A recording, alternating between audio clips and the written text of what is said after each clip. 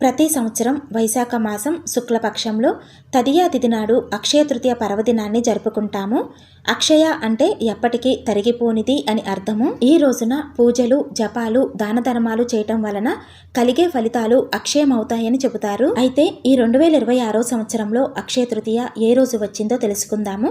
తదియా తిథి 2026 ఏప్రిల్ 19 ఆదివారం మధ్యాహ్నం 1:29 నుండి ప్రారంభమయ్యి 2026 ఏప్రిల్ 20 సోమవారం ఉదయం 11:07 వరకు మనకు తదియా తిథి అనేది ఉంటుందండి. మన హిందూ పంచాంగం ప్రకారం సూర్యోదయానికి ఉన్న తిథిని ఆధారంగా చేసుకొని అక్షయ తృతీయ పర్వదినాన్ని ఏప్రిల్ 20 సోమవారం రోజు జరుపుకోవాలండి. ఈ అక్షయ తృతీయ రోజు మనం చేసే ఏ పూజైనా, వ్రతమైనా, జపమైనా, హోమమైనా, దానమైన దాని ఫలితము అక్షయమవుతుందని చెబుతారు. వీడియో నచ్చితే లైక్ చేసి షేర్ చేయండి. ఇలాంటి మరిన్ని వీడియోస్ కోసం మన ఛానల్ని తప్పకుండా సబ్స్క్రైబ్ చేసుకోండి. శ్రీమాత్రే నమః.